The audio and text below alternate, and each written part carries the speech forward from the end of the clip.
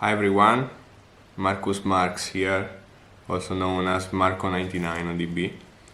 I'm going to showcase the list with which I topped the French Nationals, which had 2,480 participants, I believe. I chose to play Maliss because it's the deck I've been testing the most and I was more confident with. And I played a different build than usual. Than most people are playing. And I felt like, especially in this tournament, there was a lot of innovations, also from other players, and also different representatives of deck, which I predicted until a certain amount. Anyway, let's pass to the deck profile. Played 2 Dormouse, 2 Rabbit, 3 Chessie, and only 2 Air. I felt like everybody was playing 3 of these, but in my testing I never really needed the third one. I feel like 2 is the perfect number because you can always search it. You're going to use 2, like the third one never comes up in the grind. And it's actually, as a standalone name, it's the worst because if you open this with a bestial, you cannot. It doesn't get to the field again, so you cannot use it for link climbing, which sucks a bit. So in my logic, this is only an extender. And I have plenty of, so 2 is fine. Plus this card is really expensive, so it was also a budget option. So this is for the names. Then I played 2 backup and 1 wizard. This should be standard, but I saw some people cut it to 1. I don't know honestly how they managed to not to break. Like I was breaking with the deck when I was playing like maximum consistency. Anyway, 2 Maliss Underground, Terraforming, and Gold Sark. I heard people like talking about cutting this. I still played it because I felt like my consistency was not enough without. And I also played another consistency card in the form of Lure of Darkness. This is a decision that not many people played, or at least not in this ratio, because they played one off. But I feel like 2 is the perfect number, because you want to open this card, especially when you go first. Especially in this list, because I mained 6 Mulch Armies, so I felt like I needed 1 card that was making my going first a little bit better. And this card, unironically, is also a nice out to Lancia, because people are Lanciang you always in main phase. So I will just keep this after side, start with a Lure of Darkness, and if they Lancia me, it's a Pot of Greed, which is great under Lancia. Otherwise, it's Pot of Greed plus I get a body on the field, which is nice, because then I can normal summon something else and play even without backup Ignister cards, and also have card advantage. So I think this card is amazing for the deck, and I think people should play more copies of it. I don't play 3 since Droll is very popular in the format, and I noticed that when you play 3, the chances of like going allure into allure is pretty high, so, or at least consistent enough that coming up consistently so that it could be a problem under Droll. Anyway, whatever. These are the 3 one-offs. I don't like to open this card, and I was siding like very heavy, like I was siding always like something like 8 cards going second, and I will always side out this and this. I feel like you should also play this. It's a brick, but like you're gonna lose to Ghost Bell and random stuff if you don't do it. Anyway, this is half engine, half non-engine, because there are still extenders and still great cards. And I mean, this is the most broken card ever. Like, I don't know, like at the beginning of the format, some people were cutting bestials completely. I think that's completely wrong, and especially if you see other lists from this tournament, people tend to play a lot of bestials, which in this deck is obviously broken. Then 6 Mulch Armies, because I felt I always wanted to put a lot of pressure on my opponent when I was going second, and yeah, it was great also because I was able to put them at their maxi sometimes. It just sucks when they, of course, they have an out to this, because you go minus and they full combo, and most of the time you're gonna lose unless you open 2, which is also why I played 6.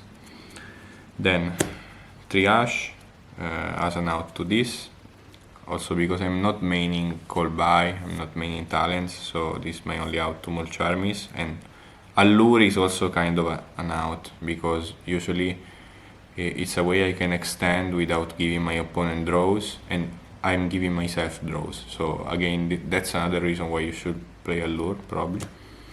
Then 3 Imperm and 3 Inputs. This card was really good. I was considering like playing less copies or cutting it completely, but it was very nice, especially like drawing it with this. I won 1 mirror match just Imperm and then Impulse pop the Splash Mage. And then 2 Nibs. This card I never drew it, but like I was always hoping to draw it. It would have won me more games if I did draw it. And the games I lost, I felt like if I drew Nib I would have won, which maybe is an argument for playing 3, but I don't know, I played like 6 Mulch Armies. I have no space because I'm playing 41 cards. So I think that was correct in the end. Then let's go to the extra deck. Played 2 Linguribos. The second came up like 1 time, but I was happy I had it. It didn't matter, I lost anyway. Almirage, in testing it came up a lot when I was breaking on Mulch Armies, because then I could just extend or at least force an entrap from my opponent for free. Link Spider, which will, I think it never came up, or maybe once.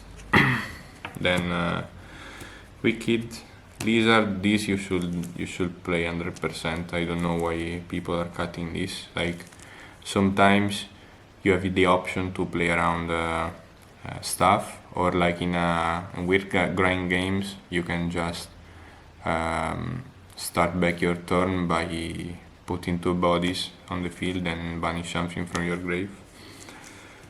Splash Mage, SP, Cerberus, this never came up because I never got Chaos Hunter, but I think moving forward you should play it because Maliss got more popular, so people are going to respect it more. Then 3 of the best cards in the game. And then for Link 4 I played these 2. This was nice. I don't think, I'm not sure I ever made the access code, but it's amazing obviously. And then this was my endboard piece, like when I was not getting interrupted, I was trying to end on this, pointing to this and the 2 monsters with Crypter in rotation. And I think this board is unbreakable, so I mean, some people are playing Bomber, some people are playing this. I think it doesn't really make a difference, because when you get to that point you already won. For the side deck, played Trilancia, self-explanatory, 3 Droll.